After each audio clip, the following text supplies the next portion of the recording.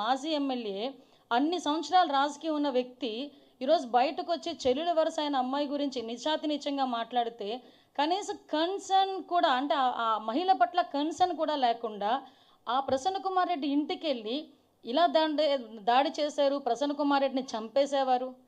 అరే ఇక్కడ నేను ఒక విషయం మాట్లాడాలండి. ఆ రోజు మా పట్టాభి గారు ఒక మాట మాట్లాడితే ఏదో మీకు కోపం వచ్చింది, మీ కార్యకర్తలకి బీపీలు వచ్చినాయి అని చెప్పి సాక్షాత్తు మా తాలూకా పార్టీ ఆఫీసుల మీద దాడి చేసే పరిస్థితి మీరందరికీ తెలుసు. ఆ రోజు కేసులు పెడితే కనీసం కేసులు తీసుకోవడానికి కూడా ఒక పోలీస్ కూడా ముందుకు రాలేదు. ఈరోజు మా పరిస్థితి అది కాదు. ఈరోజు ప్రసన్న కుమార్ రెడ్డి గారి ఇంటి మీదకి దాడి చేసిన వాళ్ళందరి మీద కూడా కేసులు పెట్టాం.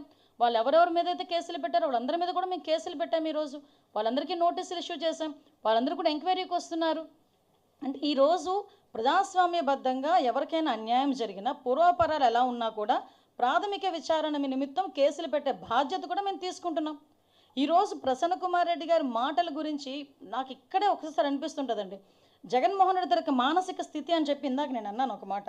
ఆ మానసిక పరిస్థితి ఎలాంటిదంటే, తల్లి గురించి చెల్లి గురించి కూడా నీచాతినీచంగా మాట్లాడినా కూడా నోరు మెదపలే. నేను ఈ సందర్భంలో ఒక మహిళగా మాట్లాడుతున్నానండి. యాజ్ అ హోమ్ మినిస్టర్గా నేను మాట్లాడట్లే, నిజంగా ఒక బాధ కొద్దీ మాట్లాడుతున్నా.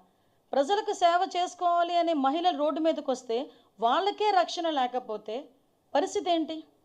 ఈరోజు మేమందరం కూడా ప్రజాసేవ చేసుకోవాలని చెప్పి ఇంట్లోని భర్తల్ని పిల్లల్ని కూడా పక్కన పెట్టి రోడ్డు మీదకి వచ్చి మేము సేవ చేసుకునే పరిస్థితులు వస్తూ ఉంటే, ఇలాంటి ఆడవాళ్ళ మీద కూడా నోటికొచ్చినట్టు మాట్లాడే పరిస్థితులు కనిపిస్తూ ఉంటే, దానికి ఇటువంటి నాయకులు సమర్థిస్తూ ఉంటే ఈ సొసైటీ దేనికి వెళ్ళిపోతుంది? ఈరోజు ఒక్కసారి మనం కూడా ఆలోచన చేసుకోవాలి. ఇదే జగన్మోహన్ రెడ్డిని డైరెక్ట్ క్వశ్చన్ చేస్తున్నా.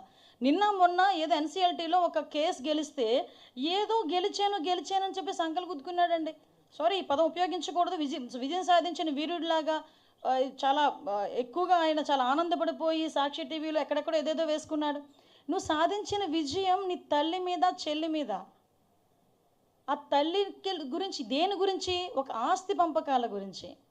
ఇంకొక విషయం కూడా చెప్పాలి. ఇదే తల్లి గురించి, చెల్లి గురించి కూడా నోటికొచ్చినట్టు సోషల్ మీడియాలో, వైఎస్ఆర్సీపీ సోషల్ మీడియా హ్యాండిల్స్లోనే నోటికొచ్చినట్టు చాలా వల్గర్గా మాట్లాడి, వల్గర్గా ఫొటోస్ మార్ఫింగ్ చేసిన రోజు కూడా జగన్మోహన్ రెడ్డి మాట్లాడలే.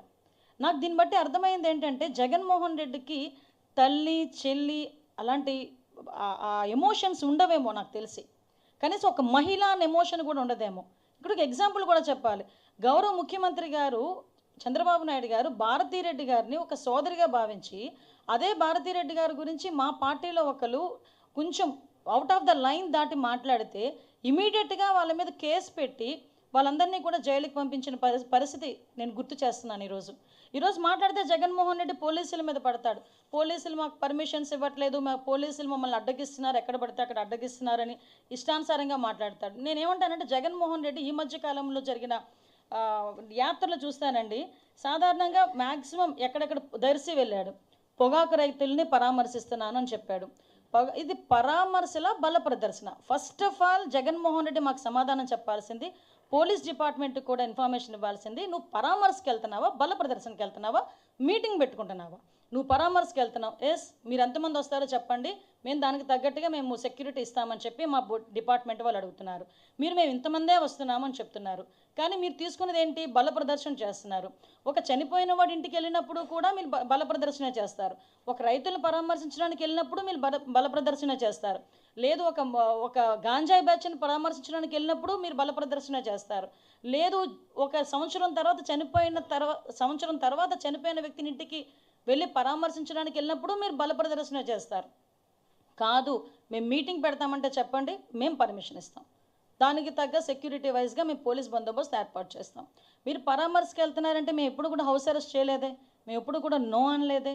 మీరు ఎంతమంది వస్తారు? మీరు ఒక పర్ఫార్మా ఇస్తున్నాం, మీరు ఎంతమంది వస్తారు, ఎక్కడికెక్కడ దిగుతారు, ఎక్కడ హెలిప్యాడ్ పెడుతున్నారు, ఎన్ని కిలోమీటర్లు మీరు వెళ్తున్నారు, ఇదంతా కూడా క్లియర్గా రాసి ఇవ్వండి.